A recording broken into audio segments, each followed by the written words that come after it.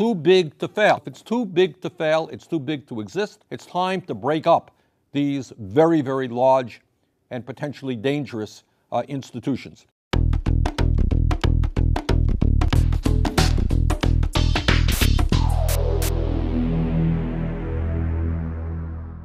This is the anniversary of Wall Street collapse. Why, as President Obama said, Congress has spent lots of time bickering over health care reform, but done nothing either about reforming health care or regulating financial services. Joe asked a very, very important and, in fact, profound question. And let me just divide her question in two parts. First of all, she asked about health care. Why is there so much bickering? And let me give you the simple and short answer, Joe. In terms of Republicans right now in the Senate and the House, there is virtually no support for real health care reform.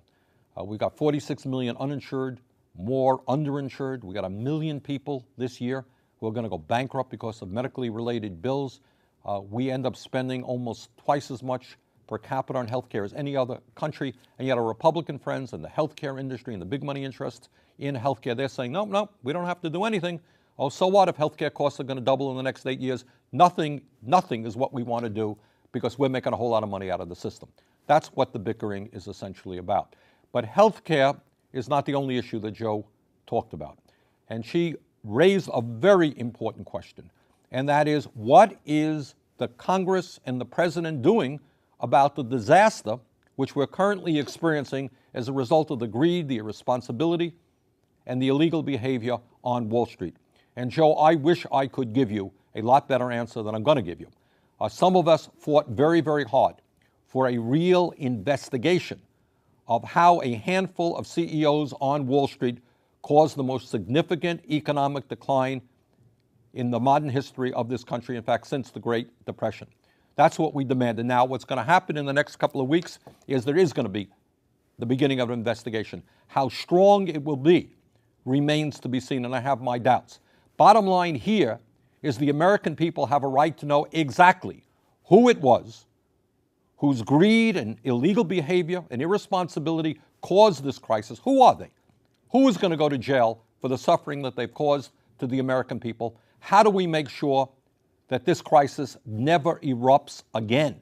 What have we learned from the current crisis? Now, let me very briefly mention to you some of the areas that we are working on in terms of financial reform. Number one, obviously, the need for a real investigation and for a demand of accountability as to who caused this crisis. Number two, all of us remember the outrageous situation with regard to credit card companies and the fact that they are charging millions of Americans 20, 25, 30, 35% interest rates. That is usury. That's what it is. That is not lending out money. That is just ripping off people big time.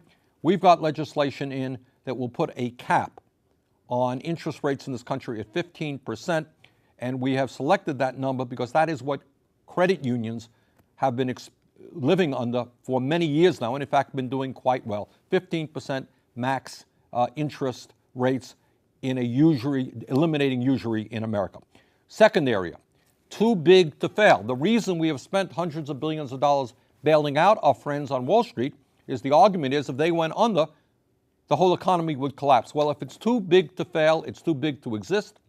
And we should learn from what Teddy Roosevelt told us 100 years ago. It's time to break up these very, very large and potentially dangerous institutions. Third area that we're focusing on is the Fed. And in that regard, interestingly enough, I am working in partnership with a guy who I like, but whose philosophy is very, very different than mine. That's Ron Paul. And Ron and I have introduced legislation which calls for an audit of the Fed. And this is legislation I think is probably going to pass.